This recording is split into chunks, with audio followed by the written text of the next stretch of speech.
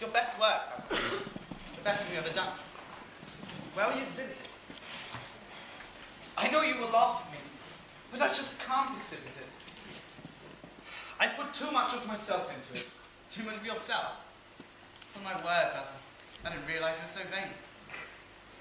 I really can't see any resemblance between you.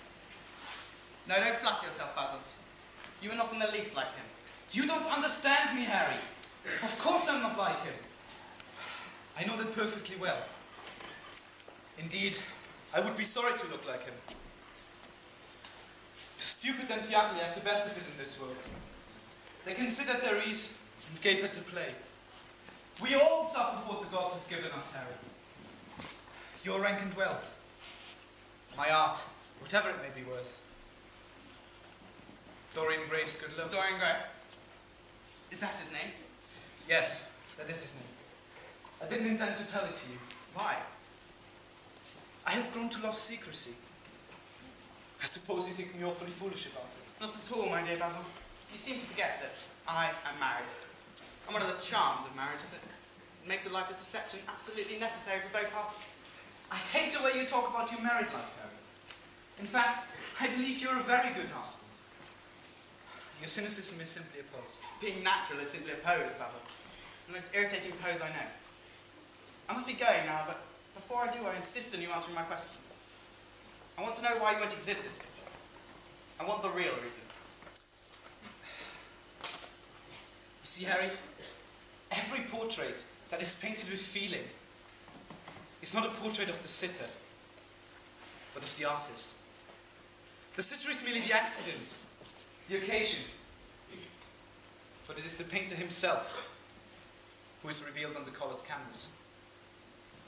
For this reason, Harry, I'm afraid I can't exhibit the picture, because in it I have shown the secret of my own soul. And what's that, Bazil? You wouldn't understand it.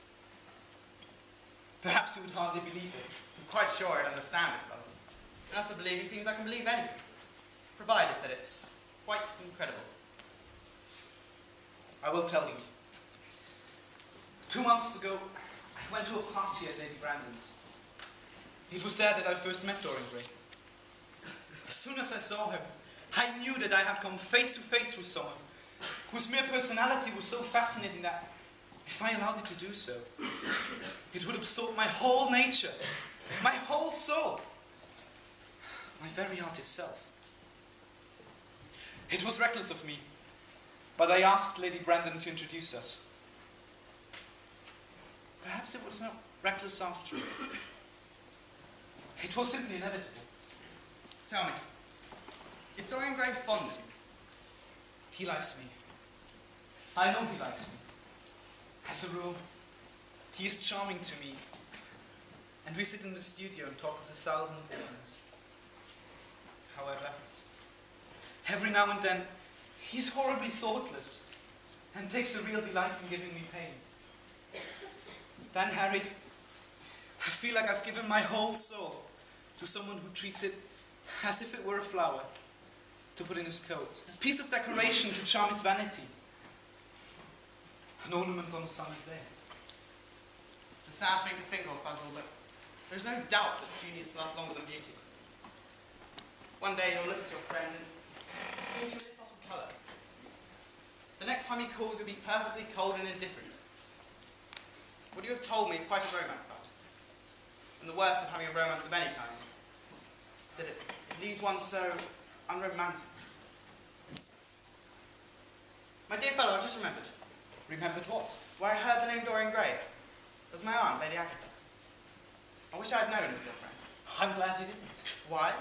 I don't want you to meet him. I beg your pardon, Bazil. I didn't realise you had anyone with you. This is Lord Henry Wotton, an old Oxford friend of mine. My aunt has often spoken to you, Marty. Harry, as you see, I intend to finish this portrait. Would you think it awfully rude if I asked you to leave? Am I to go, Mr. Gray? No, please don't. As you can see, Bazil's in one of his sulky moods. I can't bear any sulks. I certainly shall not go there. You don't really mind, do you, Bazil? Of course, if Dorian wishes it, you must stay. Now, take a seat. And Dorian, stand over there. No, Bazil, not today. I'm tired of standing. You are quite right to do that, Dorian. Here, read this. It's a brilliant book. Nothing can kill the soul but the senses, just as nothing can kill the senses but the soul. It's one of the most important things about life. You are a wonderful creation, though. You have the most marvellous youth. And youth, that is the only thing worth having. I'm not sure I feel that, Lord Henry. No, you don't feel it now. But someday, when you're old and wrinkled and ugly, when thought has scarred your forehead with its hideous lines, you will feel it. Yes, Mr. Gray, the gods have been good to you. What the gods give, they quickly take away. Realise your youth while you have it. Live! When your youth goes, your beauty will go with it. We degenerate into hideous puppets, haunted by the memories of the passions of which we were too much afraid. Youth, there is nothing in the world but youth. It is finished. My dear fellow, I congratulate you most warmly. Mr. Gray, come over and look at yourself. Is it really finished? Quite finished. Don't you like it? Of course he likes it. Who wouldn't like it? It's a marvellous. I must have it. How much is it? It's not my property. Whose property is it then? Dorian's, of course. He is a very lucky fellow.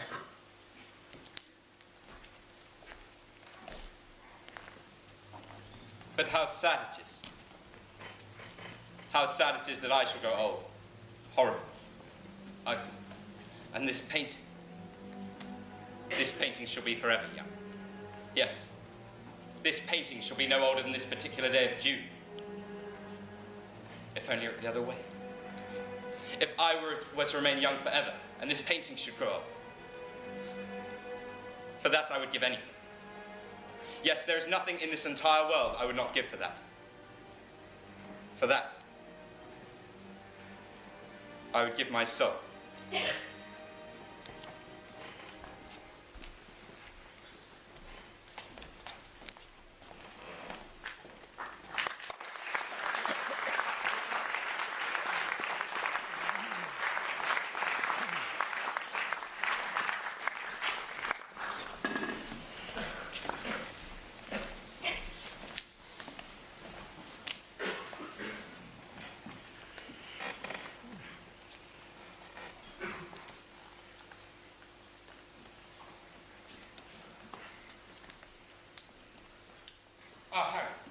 How late you are. Never marry a woman with straw-clad hair, Dorian. They're so sentimental. But I like sentiment. Never marry at all, Dorian. Men marry because they're tired. Women because they're curious. Both disappointed. I think you're right, Harry. And that I'm not likely to marry. I'm far too much in love. Who are you in love with? With an actress. An actress. It's a rather commonplace debut, Dorian. No. You would not say so if you saw her, Harry. She's beautiful. Who is she? Her name is Sybil Vane. Never heard of her. I don't suppose you have. No one has. But you will one day. She's a genius. My dear boy, no woman is a genius. Women are a decorative sex. They never have anything to say, but they say it charmingly. As long as a woman can look 10 years younger than her own daughter, she's perfectly satisfied. Tell me about your genius. When did you first meet her? It was about 3 weeks ago. And how did you come across her? Well, I shall tell you, but please, don't be unsympathetic. One Tuesday, about 3 weeks ago, I decided to go in search of some adventure. I stumbled across a curious little theatre. For the life of me, I could not tell you why, but I paid a rather handsome sum for the stage part. But if I hadn't, my dear Harry, if I hadn't, I should have missed the greatest romance of my life. Please, don't laugh at me. I'm not laughing, Dorian. At least not at you, but you shouldn't say the greatest romance of your life. You said the first romance of your life. But don't let me interrupt you. Carry on with your story. Well, as I entered this private box, I was confronted with a rather vulgar drop scene. But the curtain rose, and what do you think the play was? It was Romeo and Juliet. I was interested in a sort of way, well, Juliet. Imagine a girl with a soft, flower-like face. She is everything to me in life. I love her. Her voice and your voice are two things I shall remember for the rest of my life. And yet, they say utterly different things. But I wish I had not told you about Sybil Vane now. It's not of help telling me, Dorian. All through your life, you'll tell me everything you do. Yes, I believe that's true. You do have some curious influence over me. Tell me, what are your actual relations with Sybil Vane? You know her, I suppose? Yes, of course I know her.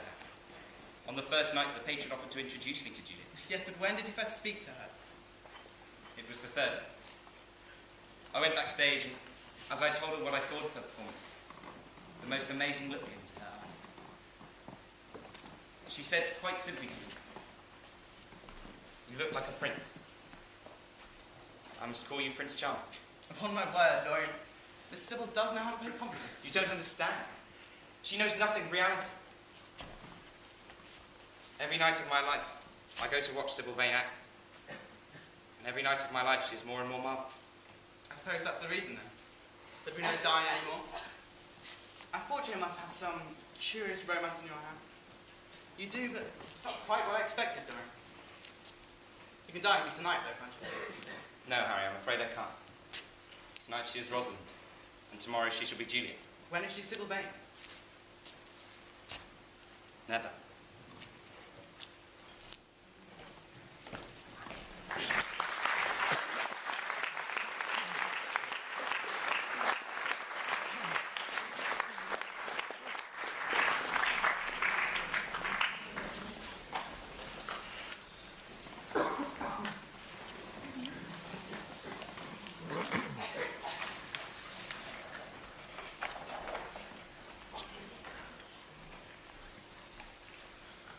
Suppose you've heard the news, Bazil?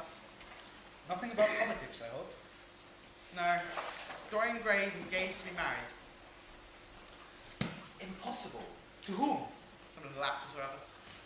I can't believe it. He's far too sensible.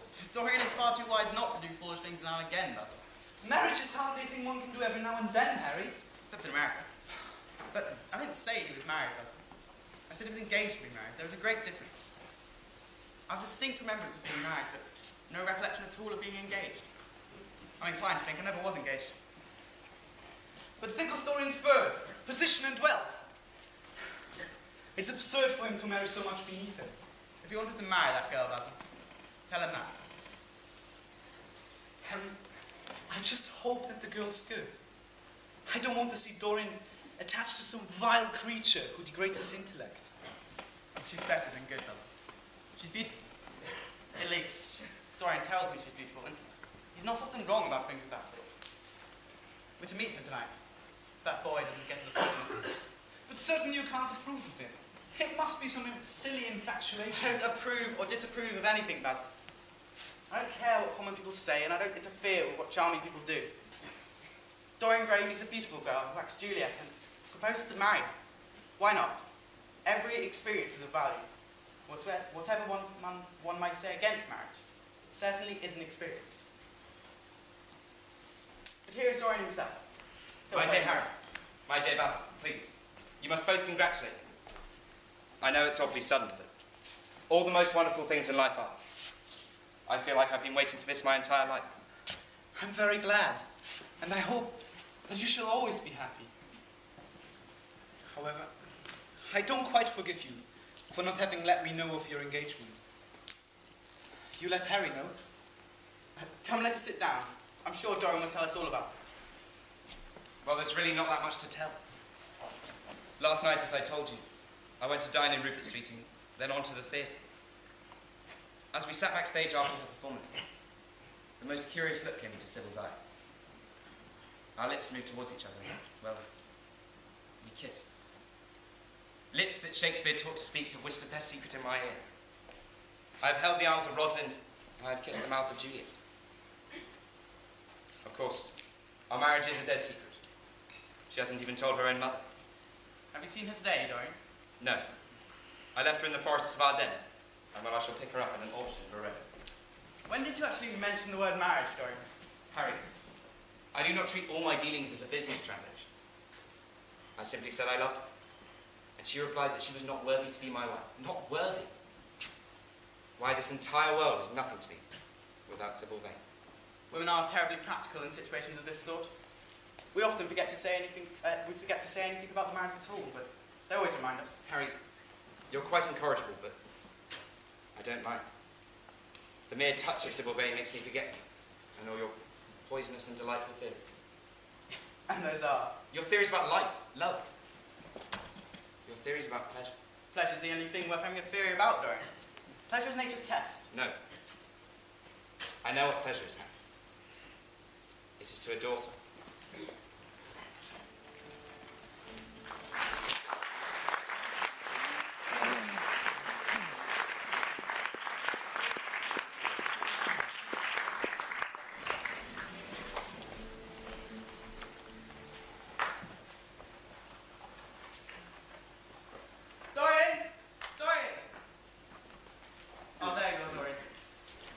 I'm so sorry for it all. You mean about Sybil Vane? Yes, of course. It's dreadful in one way, but I was trying to think about it. Tell me, did you see her after the play was over? Yes. I was brutal, Harry. Perfectly brutal. I told her exactly how bad her performance was. But it doesn't matter. It's taught me to know myself better. I'm so glad you take it that way, Dorian. I was afraid I'd find you plunged into remorse. No. No, I'm perfectly happy. I know what conscience is, Harry, and it's not what you led me to believe. Conscience is the most divine thing in us. Do not laugh, Harry. Not now, and not before me. I cannot bear the idea of my soul being hideous. It's a very charming basis for ethics, Dorian. I congratulate you on it, but how do you intend to begin? By marrying Sybil Vane. Marrying Sybil Vane? But Dorian... No. I know what you're going to say, Harry. Something horrible about marriage, but don't. It doesn't interest me. 2 days ago, I asked Sybil Vane to be my wife, and that is exactly what I intend on making. Your wife? But Dorian, didn't you get my letter? Yes. Well, no. I was afraid I might say something I don't like. Dorian, my letter was to tell you that Sybil Vane is dead. Dead? No. No, you're lying. How dead? I'm afraid it's true, Dorian. It's in all the morning papers. I wrote down to ask you not to see anyone. There's going to be an inquest, of course. An inquest? What do you mean? Sybil didn't... Tell me everything. Everything at once. I've no doubt it wasn't an accident, Dorian. It doesn't be put that way to the public. It appears that around 12:30 or so last night, Sybil was seen leaving the theatre with her mother. She said she'd forgotten something upstairs, but she didn't come back down. She was found lying dead on the floor of her dressing room. Harry. It is terrible. Yes, it is quite terrible, Dorian, but just try and clear your mind. Come with me to the opera tonight. You can sit in my sister's place. She's got some smart women.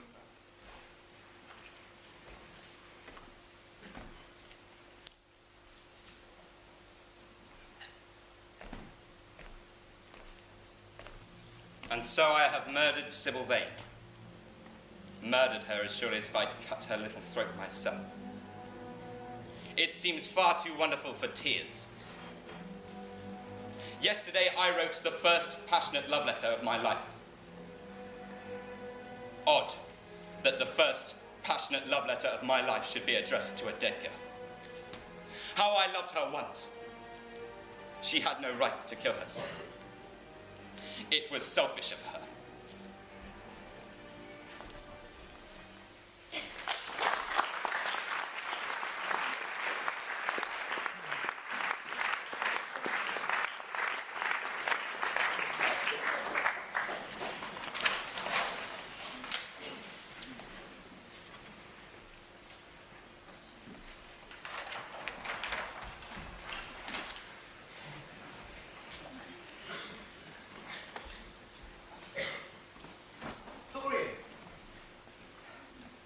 glad I am to have found you.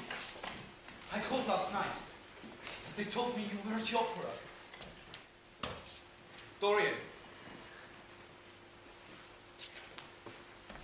Something's changed you completely. You look the same fine, handsome young man who day after day came down to sit for his picture. But you're cold and indifferent. I see now it's all Harry's fault. I owe a great deal to Harry, Bazil. What do you want? I want the Dorian Gray I used to pay. No! I can never sit to you again. It is impossible. But why? Didn't you like what I did of you? Where is it?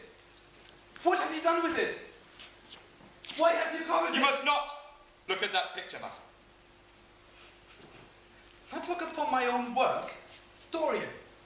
I swear to God, Bazil, if you try and look at that painting, I shall never speak to you again as long as I live. But what's the matter? If you don't want me to look at the picture, I will not do so. However, I was going to exhibit it in August and needs another coat of varnish before that. So I have to see it at some stage. You want to exhibit it? Yes, I suppose there is no problem. You told me you would never exhibit it. Why have you changed your mind? Dorian, if I told you, you'd like me the less for it. And I don't want that. If you want me to never look upon your picture again, I am content. If you want the best piece of work that I have ever done to remain hidden from the world, I am satisfied. Dorian, your friendship is dearer to me than any fame or reputation. No, no! You must tell me. I have a right to know. Before I answer your question, tell me one thing. Did you notice anything in the picture that at first you didn't see, but that suddenly revealed itself to you? I see you did. Don't speak. Dorian, from the first moment I met you, I was dominated. Soul, brain and power by you. You became to me the visible incarnation of that unseen ideal that haunts us artists like an exquisite dream. I intended to paint a glorious picture of you. But as I worked at it, every flake and film of color seemed to me to reveal my secret. It was then that I vowed to never let the picture be exhibited. However, a few weeks later, once I had got rid of the intolerable fascination of its presence, I felt myself foolish to have seen anything in it. I am very surprised that you saw this in the portrait. Did you really see it? Well, I suppose you don't mind me looking at the I shall not let you look at that picture, Bazil. You will one day, surely. No, Bazil. No.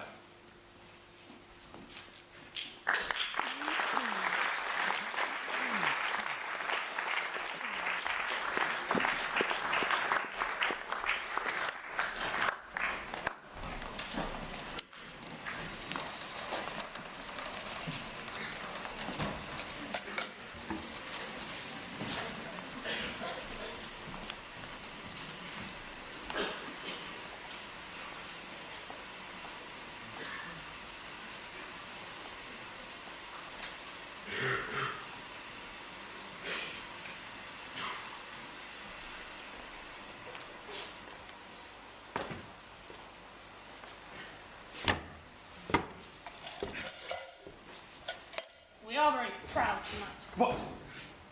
You want my money? Here is my money. Take it and go. There goes the devil's bargain. Do not call me that! Well, what do you prefer, Prince Charming?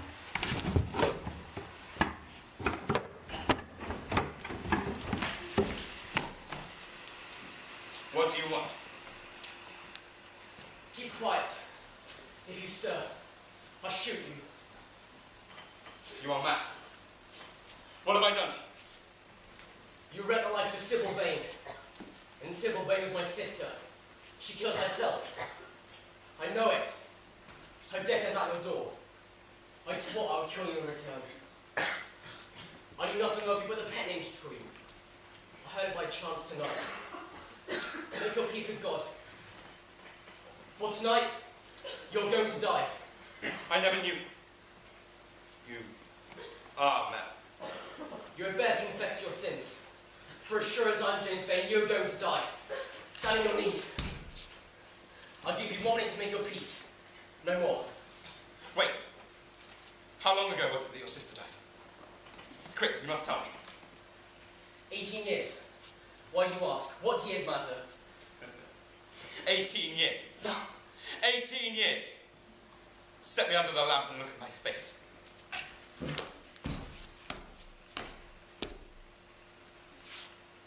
God. And I would have murdered you. Forgive me, sir, I've been deceived. A chance word I've heard on that damn street set me on the wrong track. You better get home and put that pistol away. Before someone gets hurt.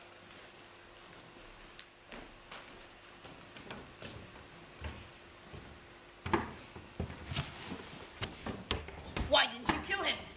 I've seen you following him. He's got money, and he's as bad as bad. He's not the man I'm looking for. And I want no man's money. I want a man's life. This one's no little more than a boy. Thank God I've not got his blood upon my hands. Little more than a boy? Why, man, it's now on 18 years since Prince Charming made me what I am. You lie. Before God, I am telling the truth. Before God. Strike me dumb if it ain't so. He's the worst form that comes here. They say he sold his soul to the devil for a pretty face. 18 years.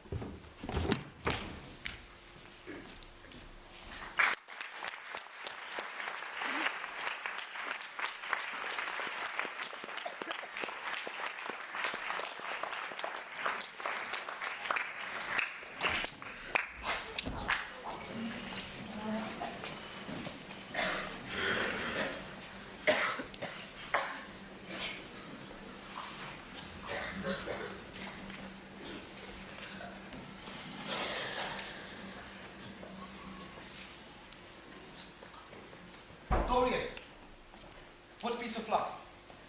I'm off to Paris by the midnight train, and I desperately wanted to talk to you beforehand. Yes, Bazil. I'm sorry you're going, but I suppose you'll be back soon. No, I'll be leaving for 6 months. However, it is not about myself that I came tonight. I have something to tell you. Well, by all means, take a seat. But won't you miss your train? I have heaps of time.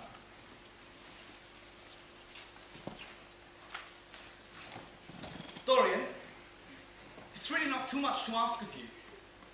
Especially because what I'm about to say should be of great concern to you. I think you should know that the most dreadful things are said against you in life. No, Bazil. I really don't wish to know anything of them. Stories about others now. They always interest me. But those of myself, they lack a certain novelty. But they must interest you. Every gentleman is interested in his good name. Take care, Bazil. You go too far. You must listen, and I must speak. Because there are stories. Stories of you. Creeping at dawn out of dreadful houses. Or slinking in disguise into the foulest dens of London. Dorian, I urge you to lead such a life as will make the world respect you. I want you to get rid of those dreadful people you associate with. Lord Gloucester, one of my dearest friends at Oxford, showed me a letter of his late wife. Your name was implicated in one of the most dreadful confessions I've ever read. I told him that it was absurd, that I know you, and that you're incapable of anything of the kind. But do I know you? Before I could answer that, I would have to see your soul. To see my soul, Bazil. Yeah. But only God can do that. You shall see it yourself this very night. Why shouldn't you? Nobody would believe you. Yes. I shall show you the thing you fancy only God does. This is blasphemy. Don't say things like that, Dorian. They're horrible and meaningless. You think so? Dorian, please give me some answer to those dreadful claims made against you. Don't say that you're evil, corrupt, and shameful.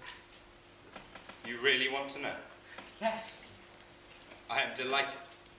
Bazil, you are the one man who is entitled to know everything of my life. You've had more to do with me than you know. You're mad.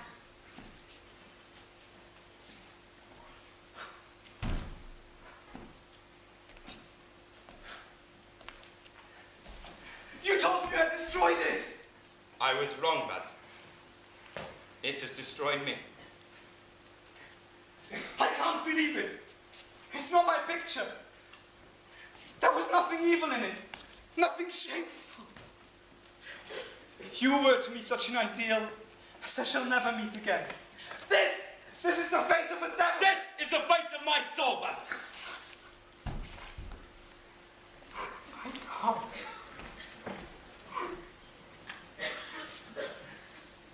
If this is what you've done with your life, you're worse even than those who talk against you fancy you to be. Dorian, join me.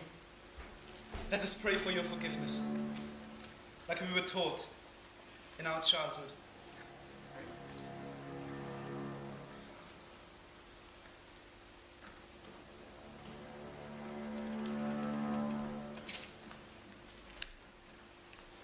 Dear Father, hallowed be thy name.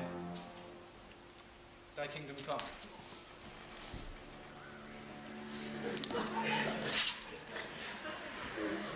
I'm afraid it's far too late for that, Bazil.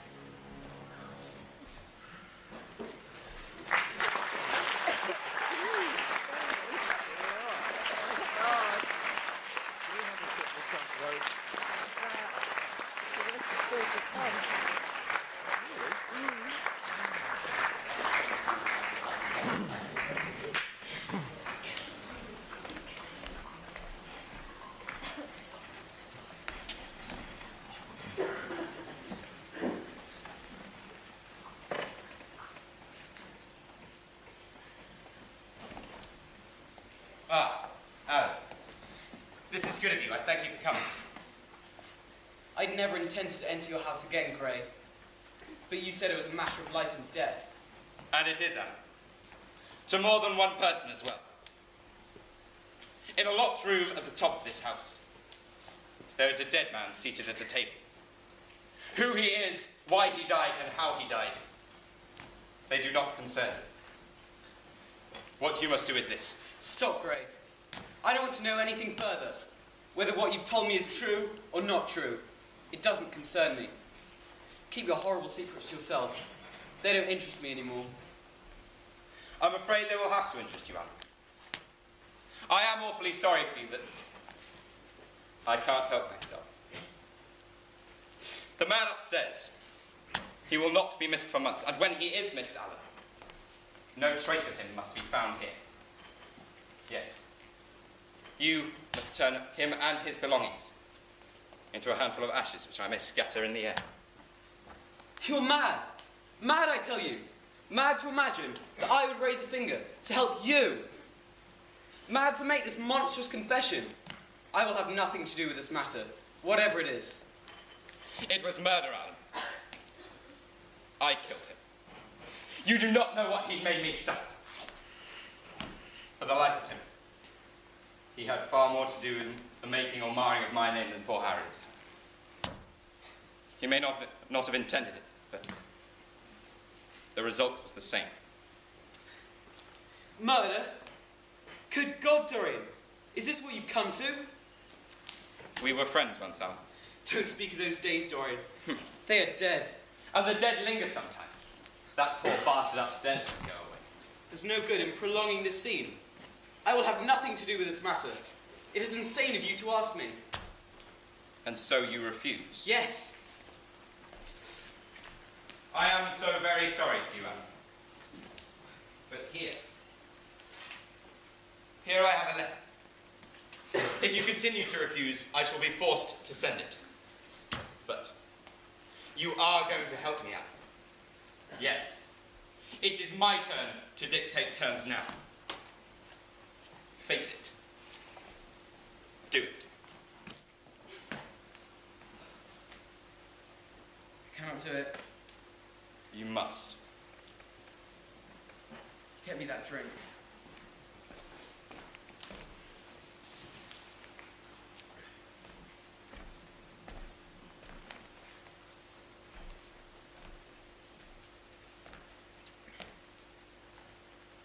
Is there a fire in the room above? A gas fire. I shall have to go home and get some things. No, Alan. You must not leave the house. If there is anything that you need, I shall send a servant to go and get it. You have saved my life. Your life? Good heavens. What a life that is.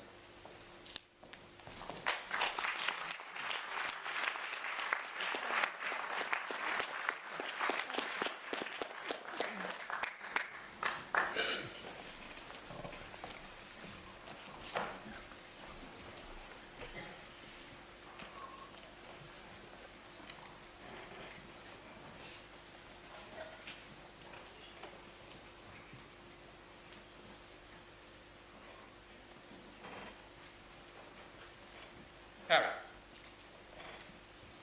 do you ever wonder if we value beauty far too much? How can you say that, though? I admit that I think it's far better to be beautiful than to be good, but no one's more ready than I am to say it's much better to be good than to be ugly. And so ugliness is one of the 7 deadly sins. Ugliness is one of the 7 deadly virtues, Dorian. Sir Geoffrey sent someone. He ran in front of the pheasant guns. Is the man dead? Yes, sir. He got the whole charge shot in his chest. He must have died almost instantaneously. I better tell them the shooting to be stopped for today. The man in the accident. Was he married? Was there anyone dependent on him? We don't know who he is, sir. What do you mean you don't know who he is? Wasn't he one of your men? No, sir. Never saw him before. Seems like a sailor, sir. A sailor? You say a sailor? Yes, sir. Sort of sailor, tattooed on both arms, and that kind of thing. There was nothing there. Nothing that could tell us his name? Some money, sir, not much. A pistol. No name of any kind. A decent-looking man, but rough-like. Where is the body now? It's in an empty stable in the home farm. The folk don't like to have that sort of thing in their houses. They say a corpse brings bad luck. An empty stable in the home farm. You must take me there at once. Actually, no. I shall go myself. It will be quick.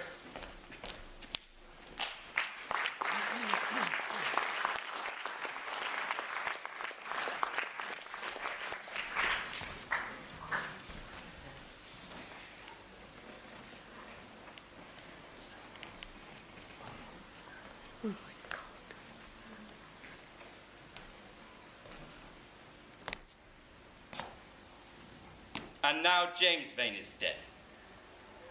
The one man to have discovered my secret, killed by another's hand. Odd that both of the deaths of the Vane children were down to me. And yet, both deaths were utterly out of my control. I am safe. Safe.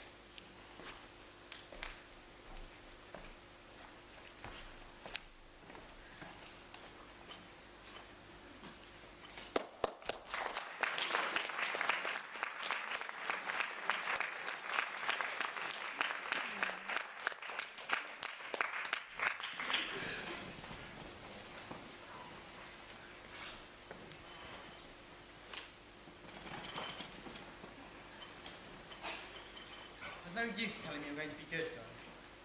You're quite perfect. Please don't change. No, Harry. I've done far too many dreadful things in my life. But I began my good actions yesterday. Where were you yesterday? An inn in the country. But that doesn't matter. Tell me something of yourself. What goes on in town? The people are still discussing poor Bazil's disappearance. I should have thought they'd be bored of that by now. They've only been talking about it for 6 weeks, Dorian. What do you think happened to Bazil? I've not the slightest idea. If he's dead, I don't want to think about it. Death is the only thing that scares me. Why? Because one can survive everything nowadays with that. Death and vulgarity are the two facts one can't simply explain away. What would you say, Bazil, Harry, if I told you that I had murdered Bazil? I'd say, Dorian, that you are acting a character that doesn't suit you. It's not in you, Dorian, to commit a murder. But this is past from dear Bazil. I wish I could believe you'd come to such a really romantic end as you suggest. But I just can't. Tell me, Dorian, what does it profit a man if he sell his own soul but gain the whole world? Why do you ask me that, Harry? I ask you because I thought you might be able to give me an answer, Dorian. That's all. I heard a man yelling to his audience and it struck me as being rather dramatic. The soul is a terrible reality. It can be bought, sold, even bartered away. It can be poisoned or made perfect, but there is a soul in each of us. I know it. You feel quite sure of that, Dorian? Yes. Yeah. Must be an illusion then. The things we feel absolutely certain of are never true. Tell me, Dorian, how have you kept your youth? I'm only 10 years older than you are, but I'm old and wrinkled and grey. You're still the same. I am not the same. Yes, you are the same. What will the rest of your life be, Dorian? The world has cried out against both of us, but has always worshipped you, always will worship you. Yes. Life has been exquisite. But I'm not going to live the same life anymore. You do not know everything about me. I fear that if you did, even you should turn from me. Do not love her. Please. Let us go to the club. It's been a charming evening, Dorian. We must end it charmingly. No. No, it's almost 11:30, and I want to go to bed early. You see, I'm a little changed already. You can't change to me, Dorian. You and I will always be friends. And yet, Harry, you poisoned me with a book once. I shall not forgive you that. Promise me, as long as you live, do not show that book to anyone else. It does harm. My dear boy, you really are beginning to moralise, aren't you? You'll soon be going around like the converted, the revivalist, warning people of all the sins you've grown tired. You're much too delightful to do that. Come round tomorrow. I'll introduce you to Lady Browne. In any case, you go to them. Very well. I shall be here. But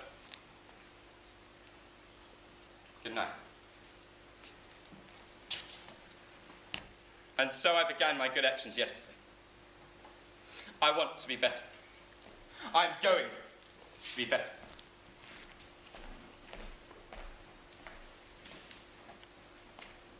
No. No change. This is unfair.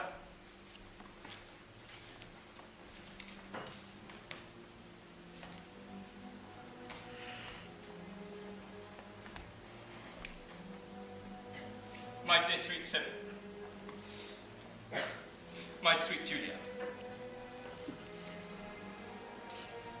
Bazil. Dorian. So many. Singleton, Ashton, Kent, Perth. Campbell.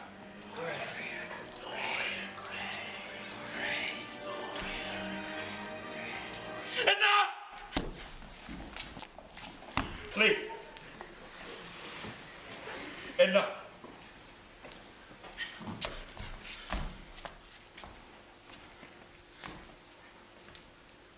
As Bazil died, so shall his work. I will be free.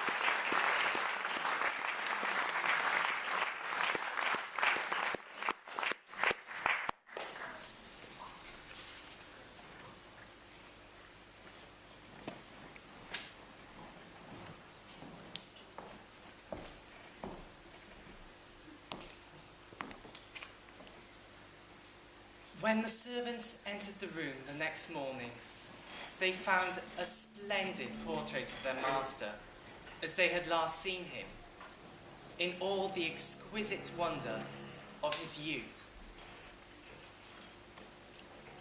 Lying on the floor was a dead man, in evening dress, with a knife in his heart. He was withered, wrinkled, and loathsome of visage. It was not until they examined the rings that they recognized who it was.